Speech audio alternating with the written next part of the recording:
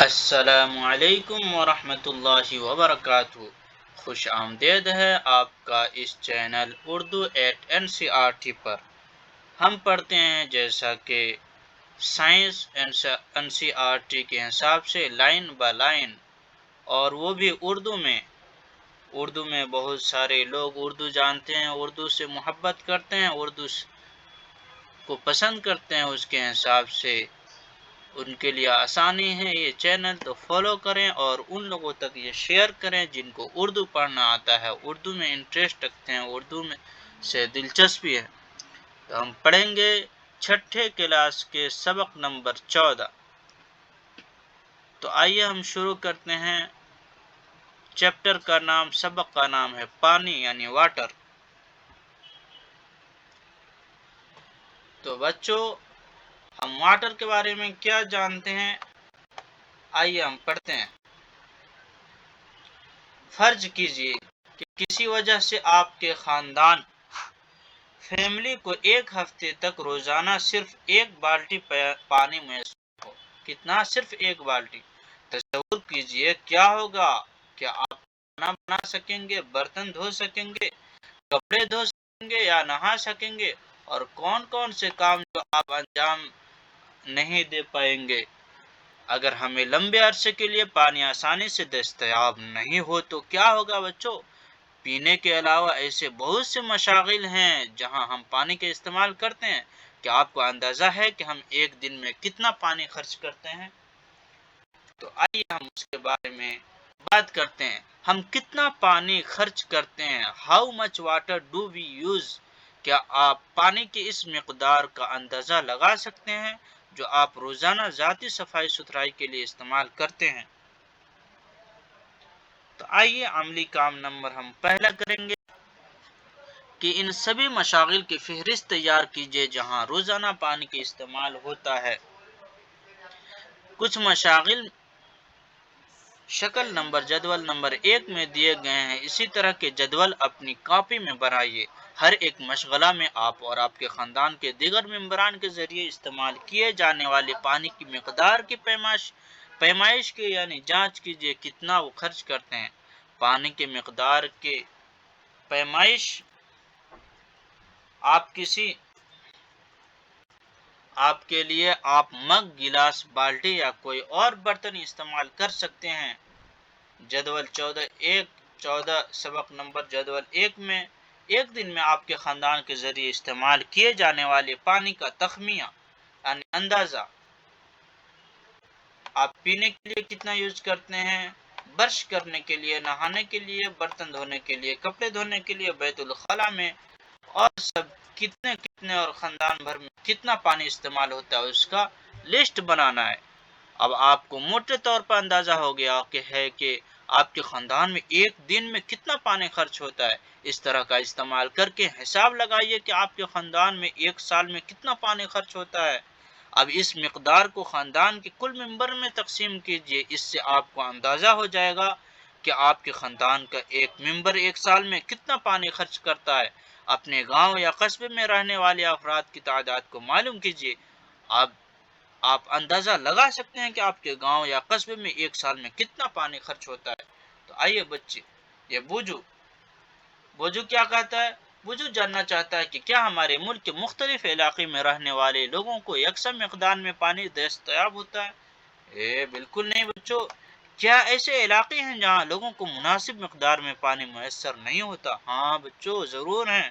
وہ کس طرح اپنا کام چلاتے ہیں؟ تو آئیے آگے پڑھتے ہیں۔ آپ نے ان تمام مشاغل کی فہرست تیار کی جہاں پانی کے استعمال کرتے ہیں۔ کیا آپ سوچتے ہیں کہ ہماری پانی کی ضروریات اس قسم کے مشاغل تک ہی محدود ہے؟ ہم روزانہ گیہوں، چاول، دال، سبزیوں اور دیگر غذائی اشیاء کا استعمال کرتے ہیں۔ ہم جانتے ہیں پودوں سے حاصل ہوتا ہے۔ کیا انہیں اگانے کے لیے پانی کی ضرورت نہیں ہوتی؟ کیا آپ نے پانی کے پانی کے اور استعمال کے بارے میں سوچ سکتے ہیں؟ پانی کے استعمال صنعتوں یعنی فیکٹریوں سبھی اشیاء کو تیار کرنے میں کیا جاتا ہے جنہیں ہم استعمال کرتے ہیں۔ اس طرح ہمیں صرف اپنے روزمرہ کے کاموں کے لیے پانی کی ضرورت نہیں ہوتی، بلکہ دیگر بہت سی اشیاء تیار کرنے کے لیے بھی پانی کا استعمال کیا جاتا ہے۔ شروع میں دعا نہیں پڑھی تھے، بسم اللہ الرحمن الرحیم، رب زدنی علما، رب زدنی علما، رب زدنی علما، بسم اللہ فی اول و آخر۔ تو یعنی اللہ تعالیٰ فرما رہا ہے وجعلنا من الماء کل شیء حی، کہ ہم نے ہر ایک چیز کو، ہر ایک جیو کو، جاندار کو پانی سے زندہ رکھا ہے۔ پانی سے جیسے پتا چلا ہر چیز کو بنانے کے لیے پانی کی ضرورت ہوتی ہے۔ اب پہلی آپ کو یہ بتانا چاہتے کہ کتاب کے ایک صفحہ کو تیار کرنے کے لیے تقریباً 2 گلاس پانی کا درکار ہوتا ہے، ضرورت ہوتی ہے ایک صفحہ کاغذ کا پنہ بنانے کے لیے۔ آئیے ہم پانی کہاں سے حاصل ہوتا ہے؟ Where do we get water from? آئیے پڑھتے ہیں، جو پانی آپ استعمال کرتے ہیں وہ کہاں سے حاصل ہوتا ہے؟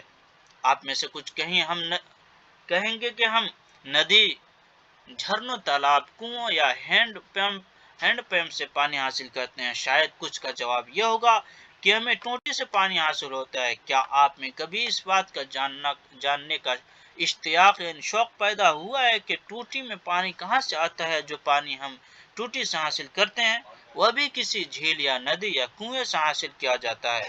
آئیے شکل 2 میں اسے پھر پائپوں کے ذریعے سپلائی کیا جاتا ہے۔ شکل 2 میں ہم دیکھیں گے، جیسے آپ دیکھ سکتے ہیں کہ یہ جھیل ہے بچوں، کیا یہ جھیل ہے سمندر کی جیسے، پھر موٹر کے ذریعے منزل تک پہنچایا جاتا ہے۔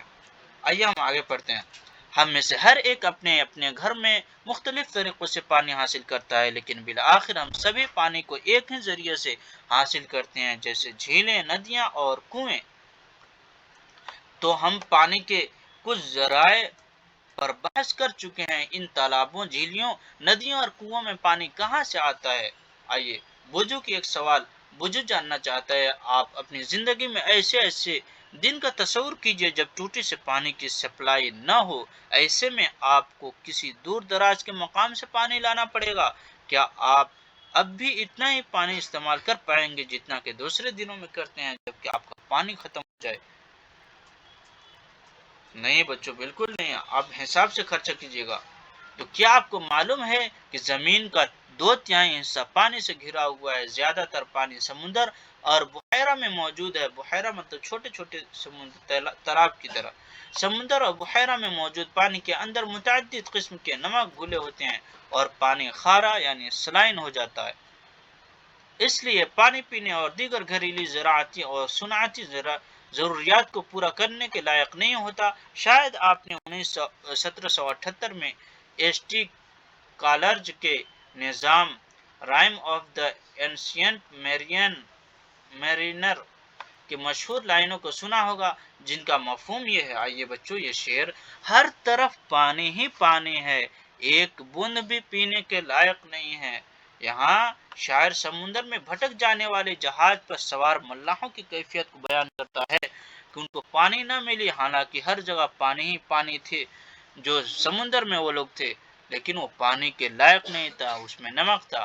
حالانکہ جس پانی کو ہم استعمال کرتے ہیں اس کی سپلائی میں سمندر اہم کردار ادا کرتی ہے۔ کیا حیرانی بات نہیں ہے جو پانی ہم استعمال کرتے ہیں وہ نمکین نہیں ہے۔ ہم میں سے بہت سے افراد ان جگہوں پر رہتے ہیں جہاں سمندر سے کافی دور ہے۔ کیا ان جگہوں پر پانی کی سپلائی کا انحصار بھی سمندر پر ہے؟ سمندر کا پانی کس طرح سے ان تالابوں، جھیلیوں اور ندیوں، کنووں میں پہنچتا ہے جہاں سے ہمیں پانی فراہم ہوتا ہے؟ پانی ان ذرائع سے کس طرح آتا ہے؟ وہ بالکل بھی کھارا نہیں ہوتا۔ تو بچوں، کوئی کھیت میں آتا ہے تو یہ پمپ سے آتا ہے یا جھیل سے آتا ہے، ہر جگہ الگ الگ طریقے سے پانی آتا ہے۔ تو آبی دور، آئیے واٹر سائیکل، یہ پانی کے اچھی طرح وہ دور کیا ہے، کہاں سے کب آتا ہے، ہم جانکاری کریں گے۔ تو آبی واٹر سائیکل، آبی دور کا مطلب سائیکل، پانی کے غائب ہونے کا کمال، ڈس اپیئرنگ ٹریکٹ آف واٹر۔ آپ نے کتنے مرتبہ اس بات کو نوٹ کیا ہے کہ پانی فرش پر گر جاتا ہے تو کچھ وقت کے بعد یہ خشک ہو جاتا ہے، یعنی فرش یعنی مٹی نیچے، ایسا لگتا ہے کہ پانی غائب ہو گیا۔ اسی طرح جب گیلے کپڑوں کو سکھاتے ہیں تو پھر پانی غائب ہو جاتا ہے۔ شکل 4 میں ہم بارش کے بعد سڑکوں، چھتوں اور دیگر مقامات میں غائب پانی ہو جاتا ہے، یہ پانی کہاں چلا جاتا ہے؟ تو آئیے اس کے بارے میں ہم پڑھیں گے کچھ، جیسے سورج کی روشنی سے سوکھنے سے شکل نمبر 4 میں پانی جو اوپر چلا گیا، سبحان اللہ۔ کیا آپ کو یہ باب 5 میں کیا گیا عملی کام یاد ہے؟ جہاں نمک گھلے ہوئے پانی کو گرم کیا گیا تھا، ہمیں کیا حاصل ہوا تھا؟ پانی ان انجرات انجرات میں تبدیل ہو گیا تھا، یعنی بھاپ کی شکل میں، اور نمک باقی رہ گیا تھا۔ اس عملی کام میں سے ہمیں یہ معلوم ہوتا ہے کہ گرم پانی سے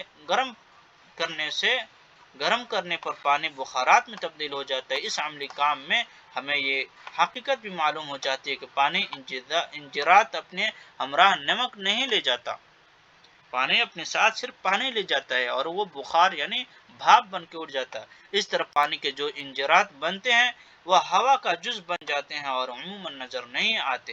ہم نے یہ بھی دیکھا کہ پانی کو انجرات میں تبدیل کرنے کے لیے اسے گرم کرنا ضروری ہے، انجرات ہو جاتا ہے کسی بھی طریقے سے اسے گرم کرنے سے، جو ہمیں نظر نہیں آتا ہے، بھاپ کی شکل میں اڑ جاتے ہیں۔ ہم یہ بھی دیکھ چکے ہیں کہ کھیتوں، سڑکوں، جھیلوں، چھتوں اور دیگر مقامات کا پانی انجرات میں تبدیل ہو جاتا ہے۔ باب 5 میں ہم نے اس بات پر بھی بحث کی تھی کہ نمک حاصل کرنے کے لیے سمندر کے پانی کے اتلے گھڑوں میں تبخیر کی جاتی ہے۔ تبخیر ہونے کے لیے یہ پانی حرارت کہاں سے حاصل کرتا ہے؟ آئیے معلوم کرتے ہیں۔ تو آئیے یہ تبخیر کے بارے میں، کہاں تبخیر ہوتا ہے اس کے بارے میں، یعنی بھاپ کیسے بنتا ہے اس کے بارے میں ہم جانتے ہیں۔ عملی کام نمبر 2 یکساں پلیٹیں لیجئے، ان میں سے ایک پلیٹ کو دھوپ میں اور دوسرے پلیٹ کو سائے میں رکھ دیتے ہیں۔ اب ہر ایک پلیٹ میں یکساں مقدار میں پانی ڈالتے ہیں۔ شکل 5 میں پانی کے پیمائش کے لیے آپ بوتل کے ڈھکن کا استعمال کر سکتے ہیں۔ اس بات کا دھیان رہے کہ پانی برتن سے باہر نہ بہنے پائے۔ 15 منٹ کے وقفے سے دونوں پلیٹوں کا مشاہدہ کیجیے، کیا پانی غائب ہو جاتا ہے؟ کس پلیٹ سے پانی پہلے غائب ہوتا ہے؟ اس تبخیر کے لیے حرارت کا ذریعہ کیا ہے؟ یعنی کس چیز سے وہ پانی گرم ہوتا ہے، کیوں چلا جاتا ہے، وہ پانی اڑ جاتا ہے؟ آئیے اس کے بارے میں۔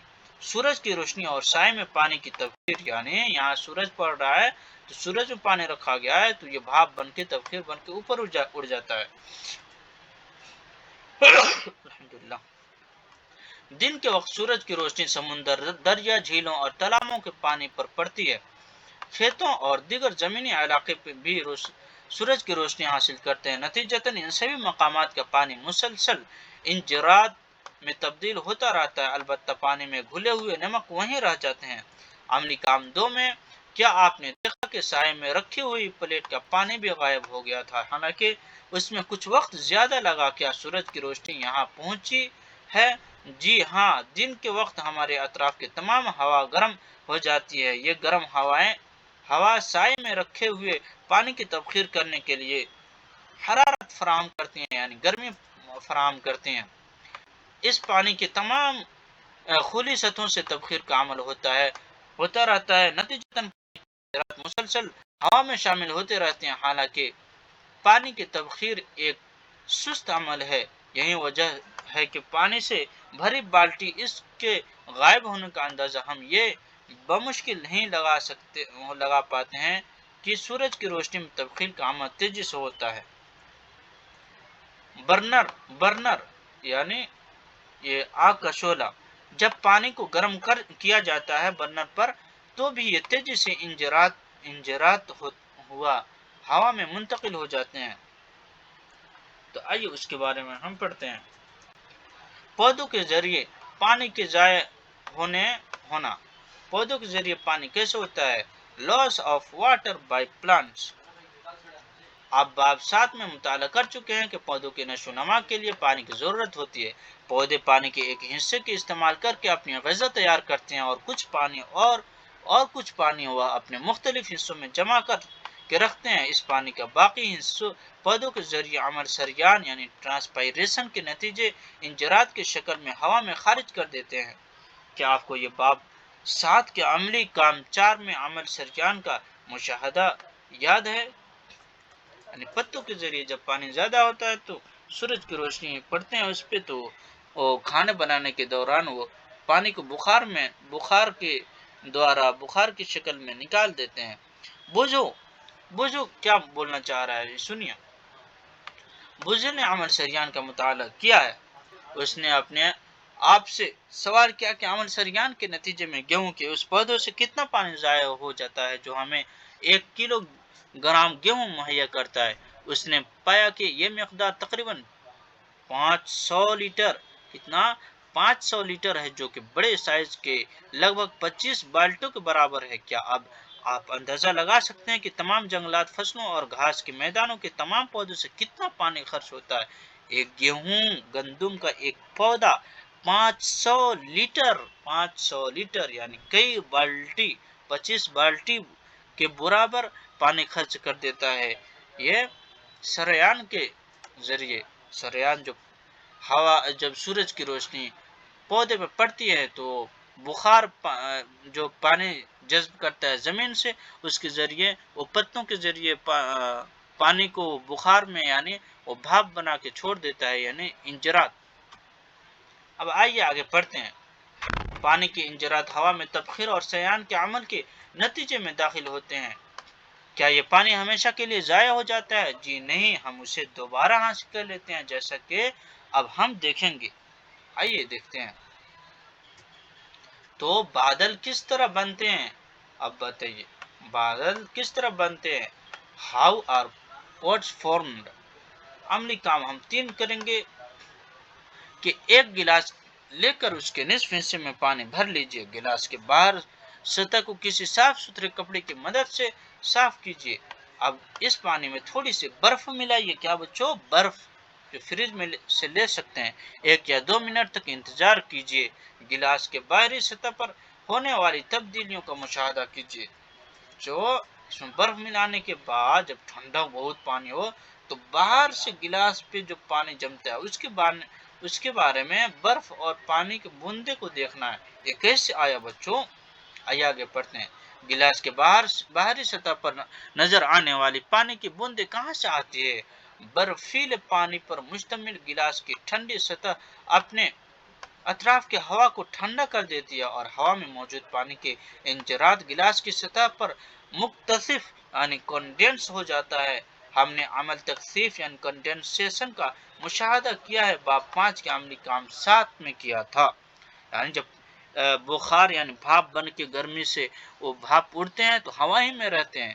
تو جیسے ہم کوئی ٹھنڈی چیز اگر رکھتے ہیں تو اس پہ یہ بخار آگے جمتے ہیں، گرم جو رہتے ہیں ہوا میں وہ آ کے جمتے ہیں ٹھنڈے سے تو پانی کی شکل لے لیتے ہیں۔ اسی طرح بادل، آئیے آگے پڑھتے ہیں۔ بادل ایک بہت ٹھنڈی چیز ہے۔ پہلی نے موسم سرما میں صبح کے وقت گھاس کے پتوں پر شبنم ڈیو کو دیکھا ہے۔ کیا آپ نے بھی سردی کے موسم میں صبح کے وقت پتیوں یا دھاتی سطح مثلا لوہے کی گرل یا دروازوں پر اس قسم کا نظارہ کیا ہے؟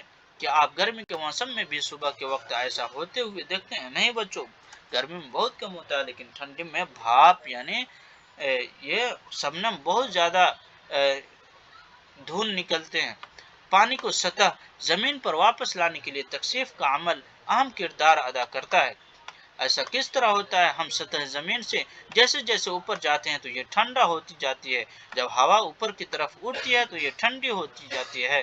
مناسب اونچائی پر ہوا اس قدر ٹھنڈی ہو جاتی ہے کہ اس میں موجود پانی کے انجرات تکثیف ہو کر پانی کے چھوٹے قطرے کی تشکیل کرتے ہیں، جنہیں قطرے ڈراپلیٹ کہتے ہیں۔ ڈراپلیٹ قطرے میں تشکیل ہو جاتے ہیں بچوں، اوپر اتنی ٹھنڈی ہوتی ہے۔ یہ وہی چھوٹے قطرے ہیں جو ہوا میں تیرتے رہتے ہیں اور ہمیں بادل کی شکل میں نظر آتے ہیں۔ بچوں قطرے ہیں، یہ قطرے ہیں، نیچے سے جب اوپر جاتے ہیں بھاپ بن کے تو اوپر جتنے جاتے رہتے ہیں جیسے ان کو ٹھنڈی ملتی جاتی ہے تو بھاپ کی شکل لے لیتے ہیں، جو نظر آتے ہیں قطرے کی شکل لے لیتے ہیں۔ دراصل ہوتا یہ ہے کہ پانی کے یہ چھوٹے چھوٹے قطرے ایک دوسرے کے ساتھ مل کر بڑے سائز کے پانی کے بوندیں تشکیل دیتے ہیں۔ پانی کی کچھ بوندیں اس قدر بھاری ہو جاتی ہے کہ وہ گرنا شروع ہو جاتی ہے۔ یہ گرتی ہوئی پانی کے بوندیں وہی ہیں جسے ہم بارش کہتے ہیں۔ مخصوص حالات میں یہ برف اور اولو ہوئل کی شکل میں بھی گرتی ہیں، یعنی جب وہ اکٹھا ہوتے ہوتے جمع ہوتے ہوتے جب بڑے ہو جاتی ہیں تو وہ بارش یعنی ان کو گرنا ضروری ہوتا ہے، اس لیے کہ وہ بھاری ہو جاتے ہیں۔ تو آئیے بوجھو کیا سوال کرتا ہے۔ بوجھو نے سردی کے موسم میں صبح کے وقت سطح زمین کے نزدیک گہرے کا نظارہ کیا۔ اسے اس بات پر حیرانی ہے کہ کیا یہ بھی سطح زمین کے نزدیک پانی کے انجرات کی تخفیف ہے؟ آپ کی کیا رائے ہے؟ جی بچوں وہی ہے۔ اس طرح پانی کی تبخیر اور سریان کے نتیجے میں ہوا میں چلا جاتا ہے جو کہ بادلوں کی تشکیل کرتا ہے اور بارش برف اور اولو کی شکل میں زمین پر واپس آ جاتا ہے۔ واپس سمندر کی طرف آئیے، بیک ٹو اوشین۔ اس پانی کا کیا ہوتا ہے جو بارش اور برف کی شکل میں زمین کے مختلف حصوں پر پہنچتا ہے؟ تقریباً تمام بری سطح سمندر سے اوپر ہے۔ بارش اور برف کی شکلیں میں بری حصوں پر گرنے والا تمام پانی فوراً یہ کچھ عرصے کے بعد واپس سمندر میں آ جاتے ہیں۔ ایسا کئی طرح سے ہوتا ہے۔ کیوں ہوتا ہے بچوں؟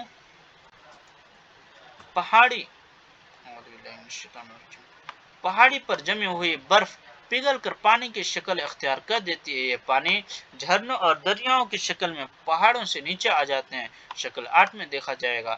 بری حصوں پر ہونے والی بارش کے پانی کا کچھ حصہ ندی نالوں کی شکل میں بھی بہتا ہے۔ زیادہ تر دریا زمین پر بہتے ہوئے طویل فاصلہ طے کرتے ہیں اور بالآخر سمندر یا بحیرہ میں گر جاتے ہیں۔ بحیرہ یعنی چھوٹے سمندر۔ حالانکہ کچھ دریا کا پانی جھیلوں میں گرتا ہے۔ جیسے آپ دیکھ رہے ہیں پہاڑ پہ جو برف جمے ہوئے ہیں وہ گرتے ہیں نیچے جھیلوں کے دوارا۔ پہاڑ سے جو ندیاں وہ نکلتی ہیں اسے جھیلیں کرتے ہیں۔ بارش کے پانی جھرنوں اور دریاؤں کی شکل میں نیچے آ جاتے ہیں۔ آئیے، بارش کا پانی جھیلوں اور تالابوں میں بھی بھر جاتا ہے۔ بارش کے پانی کا کچھ حصہ زمین میں جذب ہو جاتا ہے اور مٹی میں غائب ہو جاتا ہے۔ اس پانی کا کچھ حصہ سریان اور تبخیر کے عمل کے ذریعے واپس ہوا میں پہنچ جاتا ہے۔ جو بچا ہوا پانی ہوتا ہے، اس پانی کا زیادہ تر حصہ ہمیں زمین دوز پانی گراؤنڈ واٹر کی شکل میں دستیاب رہتا ہے۔ زمین دوز پانی کھلے ہوئے کنووں میں بھی زمین دوز پانی ہی ہوتا ہے۔ بہت سی جھیلوں میں بھی پانی کا ذریعہ زمین دوز پانی ہی ہے۔ ٹیوب ویل اور ہینڈ پمپ کی مدد سے جو پانی نکالا جاتا ہے وہ بھی پانی زمین دوز ہے۔ وہ بھی یہی زمین دوز پانی یعنی جو سوکھ کر نیچے چلا جاتا ہے۔ کسی علاقے میں جب زیادہ ٹھنڈی پمپ اور ٹیوب ویل استعمال کیے جاتے ہیں تو ہمیں زمین دوز پانی حاصل کرنے کے لیے زیادہ گہرائی تک کھدائی کرنی پڑتی ہے۔ زیادہ استعمال کی وجہ سے زمین دوز پانی کی سطح میں گراوٹ آ جاتی ہے جو کہ تشویش کی بات ہے۔ پہلی ایک تشویش کو آپ کے ساتھ بانٹنا چاہتی ہے۔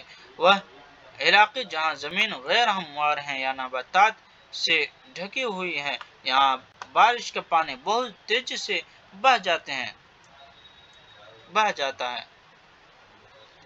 بہتا ہوا پانی ہمیں ہمراہ زمین کے بالائی پرت کو بھی بہا لے جاتا ہے۔ کچھ ایسے علاقے بھی ہیں جہاں پر زیادہ تر زمین پتھریلی ہے۔ اس کی وجہ سے زمین میں بارش کے پانی کا رساؤ کم ہوتا ہے، یعنی پانی نہیں کھینچ پاتا ہے نیچے،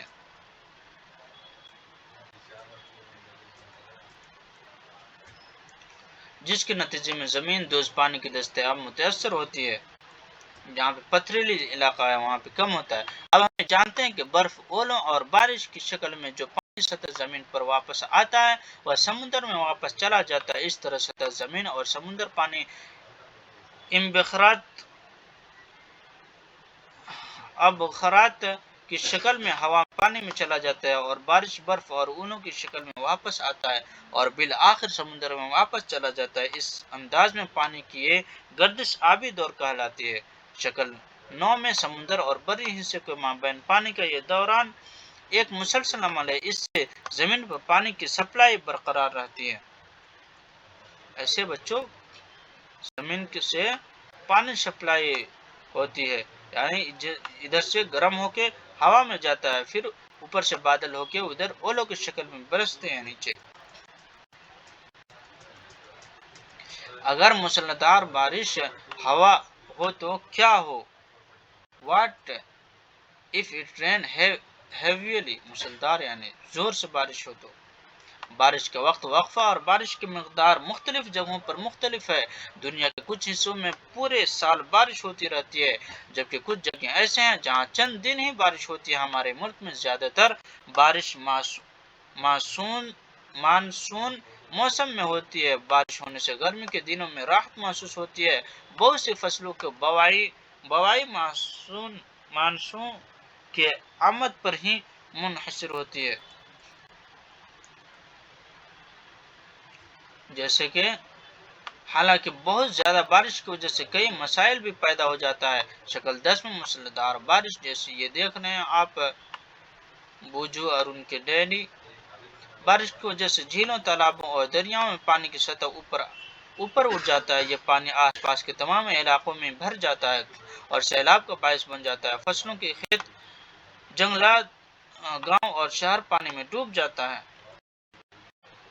تو بچوں، ہمارے ملک میں سیلاب کی وجہ سے فصلوں، پالتو جانوروں، املاک اور جان و مال کا بھاری نقصان ہوتا ہے زیادہ بارش ہونے کی وجہ سے، جیسے یہ دیکھ سکتے ہیں شکل 11 میں۔ یہ پورے لوگ کوئی ڈوب رہے ہیں، کوئی گھر ڈوب رہا ہے۔ تو آئیے، سیلاب کے دوران پانی میں رہنے والے جانور پانی کے ساتھ بہہ جاتے ہیں۔ یہ جانور بری علاقے میں پھنس جاتے ہیں اور پھر سیلاب کا پانی اتر جاتا ہے تو مر جاتے ہیں۔ بارش مٹی میں رہنے والے جانور کو بھی متاثر کرتے ہیں۔ تو آئیے ہم 6 نمبر پڑھیں گے۔ اگر ایک لمبے عرصے تک بارش نہ ہو تو کیا ہوگا؟ What happen if it does not rain for a long period?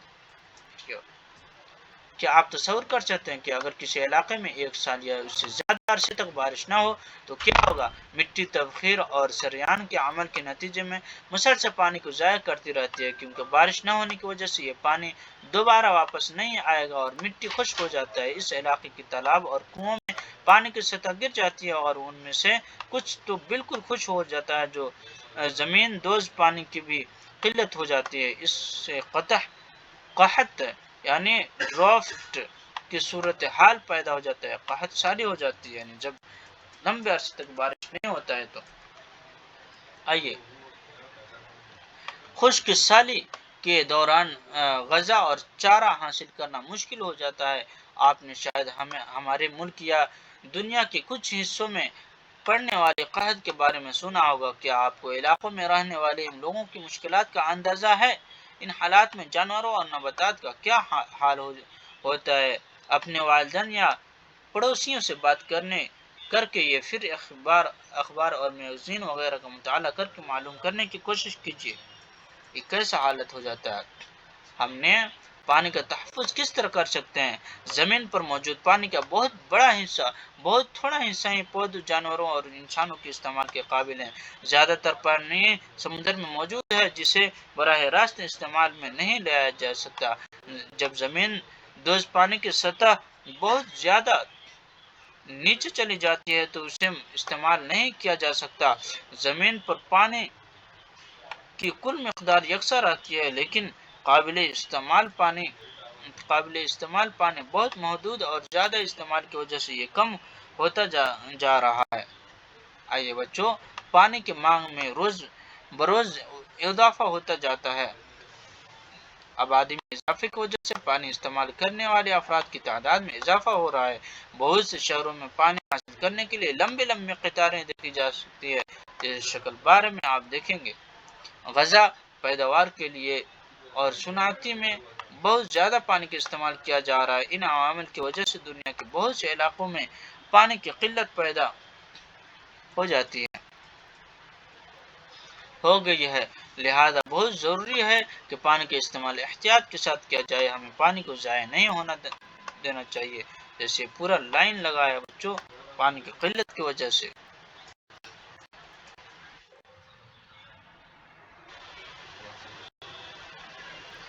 اعوذ باللہ من الشیطان الرجیم۔ بچوں، رین واٹر ہارویسٹنگ کیا ہے؟ تو آئیے اس کے بارے میں ہم پڑھیں گے۔ پانی کی دستیابی میں اضافہ کا ایک طریقہ یہ ہے کہ بارش کے پانی کو جمع کیا جائے اور بعد میں استعمال کیا جائے، اس کے ذخیرہ کیا جائے۔ بارش کے پانی کو جمع کرنے کا یہ طریقہ رین واٹر ہارویسٹنگ کہلاتا ہے۔ رین واٹر ہارویسٹنگ کے پیچھے جو بنیادی تصور ہے وہ یہ ہے کہ جہاں بھی بارش کا پانی ہے اس کا وہیں ذخیرہ کیا جائے۔ ان جگہوں پر بارش کے استعمال کا کیا ہوتا ہے جہاں پر کنکریٹ کی سڑکیں اور عمارتیں موجود ہیں، یہ نالوں میں بہہ جاتا ہے۔ کیا ایسا نہیں ہے؟ وہاں سے یہ پانی ندیوں اور جھیلوں میں چلا جاتا ہے جو کہ وہاں سے بہت دور ہے۔ اس پانی کو آپ کے گھر تک واپس لانے کے لیے بہت زیادہ محنت درکار ہوگا، کیونکہ پانی کا رساؤ زمین میں نہیں ہو سکتا ہے۔ تو رین واٹر ہارویسٹنگ سے متعلق دو تکنیکوں پر یہاں بحث کی گئی ہے۔ چھت کے اوپر رین واٹر ہارویسٹنگ، اس نظام کے تحت چھت پر گرنے والے بارش کو جمع کر کے پائپ کے ذریعے ذخیرہ ٹنکی میں لایا جاتا ہے۔ اس پانی میں چھت کی مٹی موجود ہو سکتی ہے اور اسے استعمال کرنے کے لیے چھاننا ضروری ہے۔ پانی کو ذخیرہ ٹنکی میں جمع کرنے کے بجائے پائپ کو سیدھے ہی زمین میں بنے ہوئے گڈھے میں داخل کیا جا سکتا ہے۔ ایسا کرنے سے یہ پانی زمین میں جذب ہو جائے گا